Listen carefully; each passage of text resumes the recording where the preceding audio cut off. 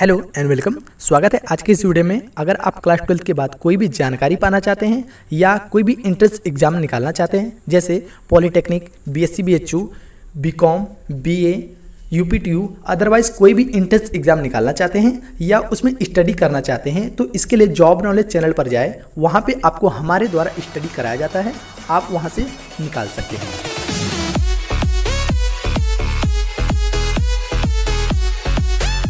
स्वागत करते हैं फिजिक्स सेकंड में। तो फिजिक्स सेकंड में हम व्यतिकरण के बारे में बताने जा रहे हैं।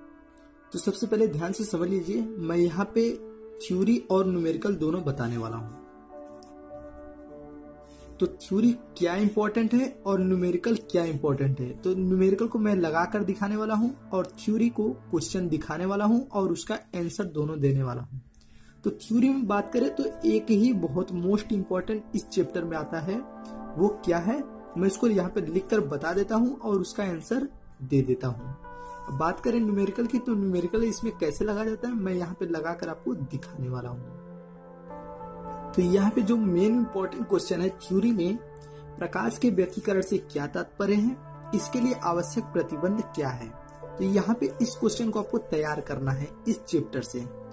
तो इसका आंसर क्या है मैं इसका आंसर दे देता हूँ, उसके बाद न्यूमेरिकल बताना शुरू करता हूँ। तो देखिए यहाँ पे प्रकाश के व्यतिकरण से क्या तात्पर्य है, इसके लिए आवश्यक प्रतिबंध क्या है। ये देखिए बहुत बार पूछा गया है, तो ये आने की बहुत अधिक उम्मीद है, या इसको एक प्रकार से और पूछा जा सकता है। दो प्रकाश पुंजों द्वारा बनी व्यतिकरण फ्रिंजों को प्राप्त करने के लिए आवश्यक प्रतिबंधों का उल्लेख कीजिए। चाहे ये पूछे चाहे ये, तीनों में से कोई एक पूछेगा तो तीनों का आंसर एक ही आपको लिखना पड़ेगा। तो देखिए यहाँ पे ये इसका आंसर दिया गया है। आप क्या करिए, वीडियो को पॉज कीजिए और इसको नोट डाउन कर लीजिए। अगर आपके बुक में है या आपके अनसॉल्व में है तो अच्छी बात है, नहीं है तो आप इसे ब्रेक कीजिए, वीडियो को रोक कर आप इससे पहले नोट कर लीजिए। यहाँ से स्टार्ट है और आपको यहाँ तक तैयार कर लेना है।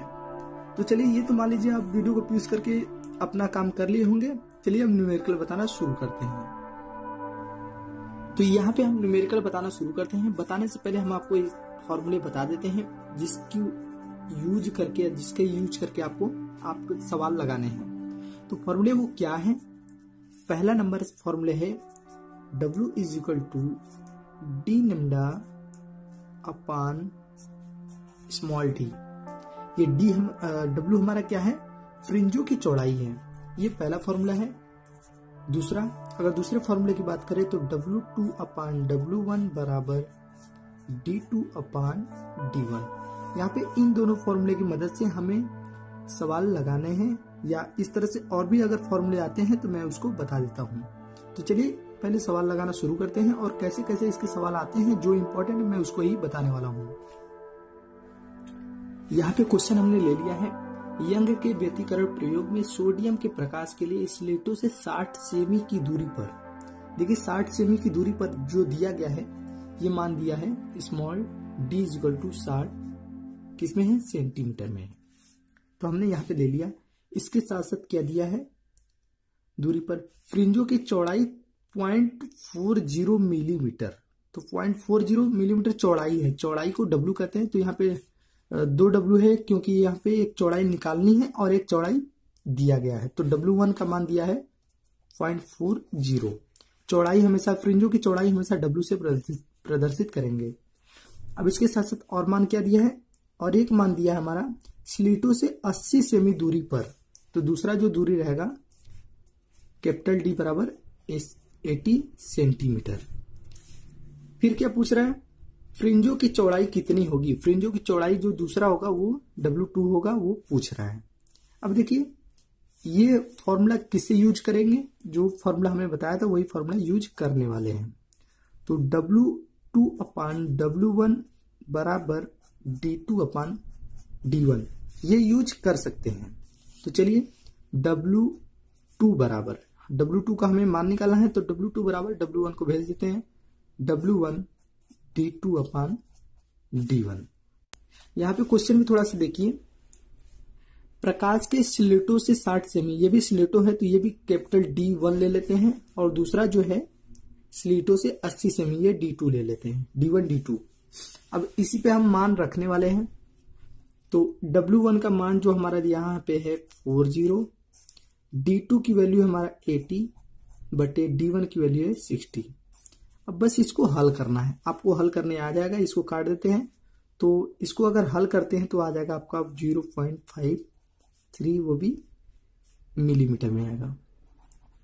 इसको हल करके आप निकाल लीजिएगा। तो यहाँ पे पहले क्वेश्चन को हमने बता दिया है। चलिए सेकंड क्वेश्चन शुरू करते हैं।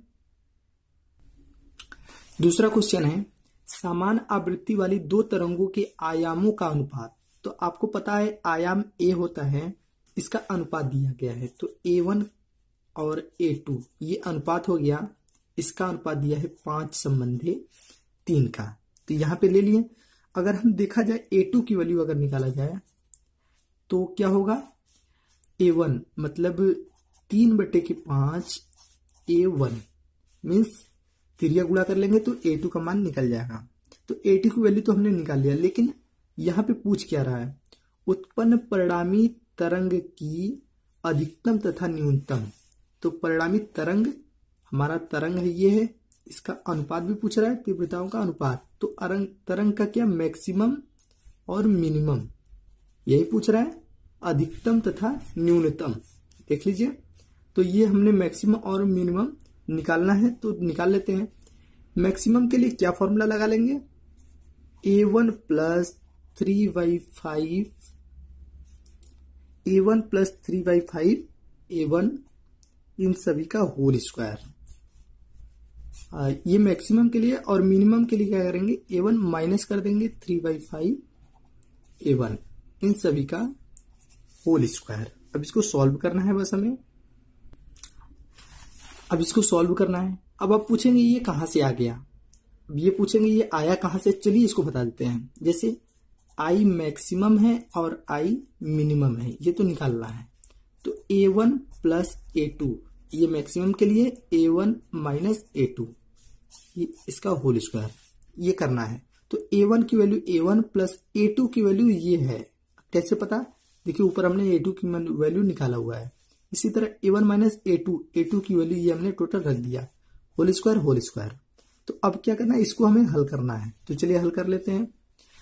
अब इसको हल करने के लिए क्या करेंगे, 5 का गुणा करेंगे 5A1 अब प्लस 3A1 टोटल के बटे 5। इसी तरह नीचे 5A1 माइनस 3A1 अपान 5। 5 से 5 कैंसिल हो जाएगा, 5 से 5 कैंसिल, ये 8A1 अपान 2A1 का होल स्क्वायर। A1 से A1 कैंसिल और ये हो जाएगा 4, टोटल आ जाएगा 16 और बटे के 1।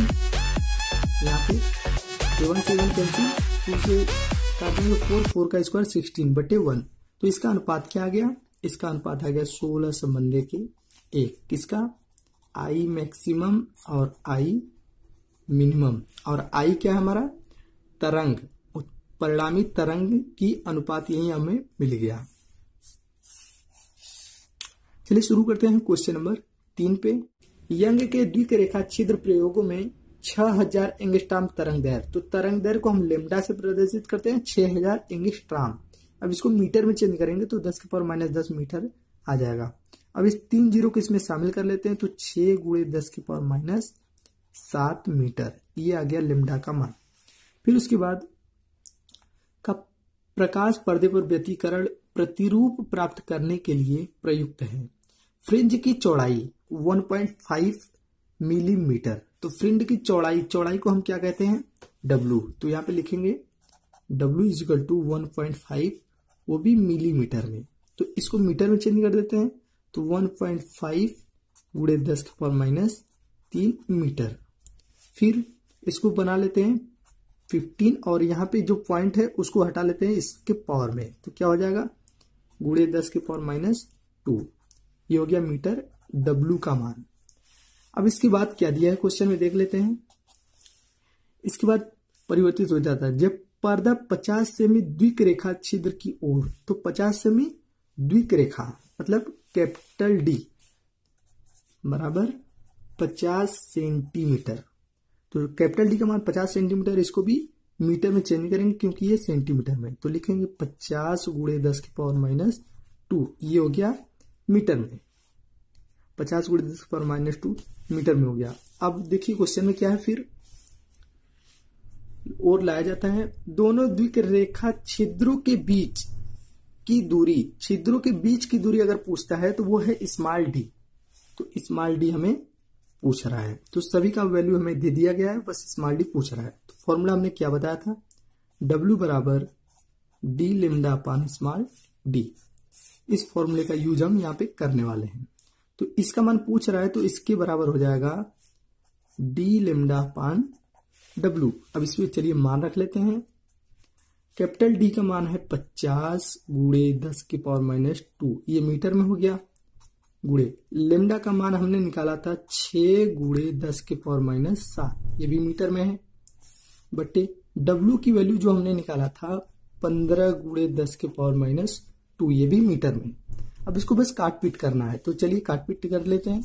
ये इससे कट जाएगा, 5 से काट लेते हैं, 5 × 15 और ये 10, तो 3 दूनी के 6, कितना आ गया 10 का इसमें मल्टीप्लाई कर लेते हैं तो यहाँ पे पावर 1 घट जाएगा, तो कितना आ गया 2 गुणे 10 की पावर -6, कितने में आएगा मीटर में। तो यहाँ पे स्मॉल डी का मान हमने निकाल लिया है। तो उम्मीद करते हैं ये वाला क्वेश्चन आपको समझ में आ गया होगा। चलिए शुरू करते हैं next question. Question number 4, 2.0 millimetre की दूरी पर स्थित दो समांतर प्लेटों पर, तो 2.0 मिलीमीटर दूरी है, तो ये भी दूरी है, डिस्टेंस स्मॉल डी बराबर 2.0, ये है मिलीमीटर में। इसको चेंज करेंगे मीटर में तो कितना आ जाएगा 2.0 गुणे 10 की पावर -3 मीटर में आ जाएगा। आपको ये चेंजेस करने आना चाहिए, यदि नहीं आएगा तो आप बहुत बड़ी दिक्कत में आप फंस जाएंगे, इसलिए आप इसका चेंजेस करने का नियम आप जान जाइएगा, नहीं तो वीडियो के अंत में हम आपको बता देंगे। फिर 6000 एंगस्ट्रॉम तरंग दैर्घ्य, तरंग दैर्घ्य मतलब होता है लेमडा का मान कितना है 6000 एंगस्ट्रॉम बराबर, इसको मीटर में चेंज करेंगे तो 6 गुणे 10 की पावर -7, 3 0 ये 10 होता ही है एंगस्ट्रॉम में, ये टोटल आएगा मीटर में। अब इसके बाद क्या है, स्लीटों से 30 सेमी दूरी पर रखे, स्लीटों मतलब 30 सेमी दूरी, कैपिटल डी बराबर 30 सेंटीमीटर, तो यहाँ पे 30 सेंटीमीटर हमने ले लिया। अब देखिए इसको भी हम चेंज कर लेते हैं मीटर में, तो 30 गुणे 10 के पावर -2 मीटर। अब हम फॉर्मूला लगाएंगे, क्या पूछ क्या रहा है, फ्रिंजों की चौड़ाई हम जानते हैं पहले से W को कहते हैं, इस चैप्टर में W क्या है, फ्रिंजों की चौड़ाई है, तो W बराबर हमने फॉर्मूला जो पहले ही बता दिया था, कैपिटल डी लेमडा अपान स्मॉल डी। तो कैपिटल डी का मान है 30 गुणे 10 के पावर -2 गुणे लेमडा का मान है 6 गुणे 10 के पावर -7 बटे के स्मॉल डी का मान है 2.0 गुणे 10 के पावर -3। अब इसको हल करना है, चलिए हल करते हैं। तो देखिए 3 0 ये 3 0 से कट जाएगा, बचेगा यहाँ पे 4 0, तो 4 0 ये 2 0 ये मिलके 6 0 हो जाएगा। तो 30 गुणे 6 गुणे 10 के पावर -6 बटे के 2, 2 3 के 6, कितना आ जाएगा मिलके टोटल 3 3 के 9, और ये 0 इसमें शामिल कर लेंगे 10 के पावर -5, इतना आ जाएगा मीटर में, ये माना गया मीटर में। अब इसको किसी भी मोड में आप चेंज कर सकते हैं, चाहे मिलीमीटर में चाहे सेंटीमीटर, किसी भी मोड में आप चेंज कर सकते हैं।